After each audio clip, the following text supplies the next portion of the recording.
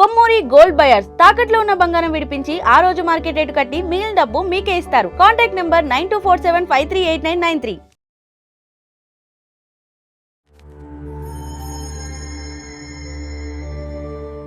గజాననం భూతగణాదిసేవితం కపిత్తజంభూఫలచారుభక్షణం ఉమాసుతం శోక వినాశకారణం నమామి విఘ్నేశ్వర పాద పంకజం.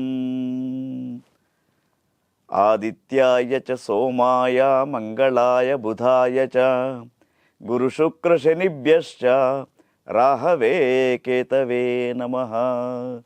చూస్తున్నటువంటి ప్రేక్షకులకు స్వాగతం. మార్చి 19వ తేదీ మనకు తెలుగు సంవత్సరాలలో పరాభవనామ సంవత్సరం ప్రారంభం కాబోతుంది. మరి పరాభవనామ సంవత్సరంలో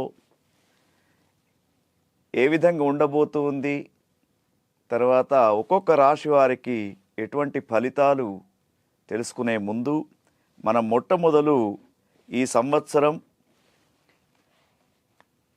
రాజు గురువు, ఎప్పుడైతే గురువు రాజుగా ఉంటాడో బ్రాహ్మణులు కర్మాసక్తులై ధర్మ మార్గాన వేద పఠనాన్ని చేస్తూ మరి దేశ సుభిక్షం కోసం తోడ్పడుతూ ఉంటారు.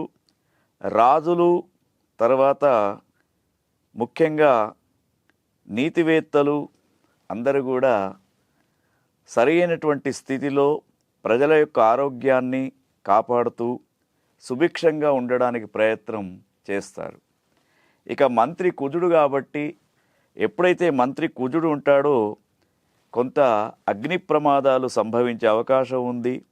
ముఖ్యంగా అగ్నిచే పట్టణ గ్రామ వనాలు కొంతవరకు దహనం కావడం, తర్వాత ప్రపంచ దేశాలలో యుద్ధ భయం కూడా కొంత కనబడుతూ ఉంది. సేనాధిపతి చంద్రుడు కాబట్టి అధిక వర్షం ఉంటుంది. తర్వాత ధాన్యాధిపతి బుధుడు కాబట్టి మధ్యమ వర్షాలు పడడం, తర్వాత గాలితో కూడుకున్నటువంటి వర్షాలు పడే అవకాశాలు మనకు ఈ పరాభవనామ సంవత్సరంలో కనిపిస్తున్నాయి.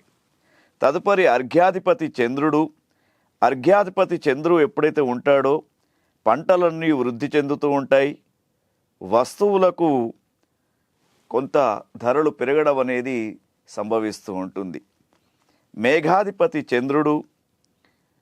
దేశములందు అనేకమైనటువంటి రకాల ధాన్యాలు ఫలించడం, గోమాతలు రక్షించబడడం మరి మేఘాధిపతి చంద్రుని ద్వారా గమనించవచ్చు. రసాధిపతి శని కాబట్టి నెయ్యి, నూనె, బెల్లము, తేనె మొదలగు వస్తువులు అంటే రసజాతులకు సంబంధించినటువంటి వస్తువులు కొంత పెరగడం తగ్గడం అనేది ఈ సంవత్సరం చెప్పుకోదగ్గ విషయం. నీరసాధిపతి గురువు కాబట్టి రత్నాలు, బంగారము, ధాన్యము, దూది, తర్వాత తోళ్ళు ఇటువంటి వాటికి ధరలు కొంత ఎక్కువగా పెరిగే అవకాశం మనకు కనబడుతూ ఉంది. అంటే ఈ సంవత్సరం పరిపాలించే రాజులలో నవనాయకులలో 7 గ్రహాలు కూడా విశేషమైనటువంటి పరిపాలనను అందిస్తూ ఉన్నాయి. ప్రపంచమంతా కూడా సుభిక్షంగా ఉంటుంది. ముఖ్యంగా భారతదేశం చాలా వైభవంగా ఇతర దేశాలలో పేరు సంపాదించుకుంటుంది. మరి ఈ సంవత్సరం గమనించినప్పుడు వాస్తుకర్తరి విషయాన్ని చూసినప్పుడు మే 4వ తేదీ నుండి మే 28వ తేదీ దాకా వాస్తుకర్తరి ఉంది కాబట్టి గృహప్రవేశాలు ముఖ్యంగా కలపకు సంబంధించినటువంటి పనులు చేయకుండా ఉండడం మంచిది. తర్వాత ఈ సంవత్సరం జూలై 15వ తేదీ నుండి ఆగస్టు 11వ తేదీ దాకా మరి మౌఢ్య నిర్ణయం అంటే ఇక్కడ మనకు మౌఢ్యమే ఉంటుంది. దీన్నే గురుమౌఢ్యం అంటారు. ఈ గురుమౌఢ్యం ఉన్నటువంటి రోజులలో శుభకార్యాలు చేయడం జరగదు. తదుపరి శుక్రమౌఢ్యమాన్ని గమనించినప్పుడు 19వ తేదీ అంటే అక్టోబర్ 19 నుండి అక్టోబర్ 29వ తేదీ దాకా సుమారు ఒక 20 రోజులు శుక్రమౌఢ్యమి కూడా ఉంటూ ఉంది.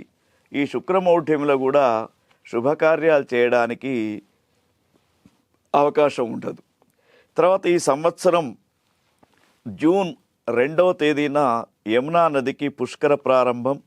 జూన్ 2వ తేదీ నుండి 13వ తేదీ దాకా యమునా నది పుష్కరాలు ప్రారంభమవుతాయి. మరి ఈ సంవత్సరం గమనించినప్పుడు దేశ రాజకీయాలలో కానివ్వండి కొంత అస్థిర పరిపాలన అనేది కనబడుతూ ఉన్నది. తర్వాత ముఖ్యంగా ఒక్కొక్క గ్రహాన్ని చూసినప్పుడు ప్రకృతి వైపరీత్యాలు ఈతి బాధలు కూడా కొంత తప్పేటట్టు లేవు. ముఖ్యంగా ఎన్ఆర్ఐలకు మాతృదేశానికి రావాల్సినటువంటి పరిస్థితి కనబడుతూ ఉంది. తర్వాత గ్రహస్థితిని చూసినప్పుడు విదేశీ మాదక ద్రవ్యం పెరిగే అవకాశాలు ఉన్నాయి. తర్వాత ముఖ్యంగా భారతదేశం ప్రపంచ దేశాలలో విశ్వగురువుగా ప్రసిద్ధి చెందే అవకాశం కూడా కనబడుతూ ఉంది. మరి ఈ సంవత్సరం గమనించినప్పుడు ప్రభుత్వ పరంగా రాజకీయ పరంగా పార్టీల పరంగా చూసినప్పుడు ఏ ఎలక్షన్ అయినా కూడా ఇప్పుడు వస్తున్నటువంటి కొన్ని రాష్ట్రాలలో ఉన్నటువంటి ఎన్నికలలో భారతీయ జనతా పార్టీకి బీజేపీకి విజయావకాశాలు కనబడుతూ ఉన్నాయి. కొన్ని పార్టీలతో పొత్తు పెట్టుకునే అవకాశం కూడా మనకు పరాభవనామ సంవత్సరంలో కనబడుతూ ఉంది. మరి పరాభవనామ సంవత్సరంలో కూడా సంక్రాంతి పండుగ 14వ తేదీ భోగి, 15వ తేదీ సంక్రమణం సంభవిస్తూ ఉంది. ఈ విధంగా చూసినప్పుడు పరాభవనామ సంవత్సరం దాదాపు కొంతవరకు అనుకూలంగానే ఉందని చెప్పవచ్చు. ఈ పరాభవనామ సంవత్సరంలో ముఖ్యంగా ప్రకృతి విలయతాండవం చేయకుండా కొన్ని వైరస్లు ఉత్పత్తి కాకుండా ప్రతి ఒక్కరు కూడా లయకారుడైనటువంటి శివుని యొక్క ఆరాధన చేయడం తప్పనిసరిగా చెప్పవచ్చు. శ్రీ గురుభ్యో నమః, శ్రీమాత్రే నమః. చూస్తున్నటువంటి ప్రేక్షకులకు స్వాగతం. పరాభవనామ సంవత్సరంలో సింహరాశి జాతకులు ఏ విధంగా ఉందో చూద్దాం. సింహరాశిలో మఖ నక్షత్రం 1, 2, 3, 4 పాదాలు, పుబ్బా నక్షత్రం 1, 2, 3, 4 పాదాలు, ఉత్తరా నక్షత్రం 1వ పాదంతో వీరికి 5 ఆదాయం 5 ఖర్చు. సంఘంలో 7 మెచ్చుకుంటే 7 కించపరుస్తారు, అంటే సమానంగా ఉన్నాయి. తర్వాత గురువు వీరికి మొదటి 3 మాసాలు లాభస్థానంలో ఉన్నాడు. ధనలాభం కానీ విద్యాలాభం కానీ వ్యాపారులకు వ్యాపార రంగంలో లాభాలు రావడం అనేది జరుగుతూ ఉంటుంది. తదుపరి వీరికి వ్యయస్థానానికి వచ్చినప్పుడు అనుకోనటువంటి నష్టాలు ఏర్పడుతూ ఉంటాయి. మరలా జన్మస్థానంకు గురుగ్రహం వచ్చినప్పుడు మానసికపరమైనటువంటి చిత్తచాంచల్యం, మానసికపరమైనటువంటి బాధలు కలుగుతూ ఉంటాయి. తదుపరి మళ్ళా చివరి 3 మాసాలు వ్యయస్థానానికి ఎప్పుడైతే గురువు కర్కాటక స్థానంలోకి వస్తాడో, కర్కాటక రాశిలోకి ప్రవేశిస్తాడో అప్పుడు అది వ్యయస్థానంగా చెప్పుకోవచ్చు.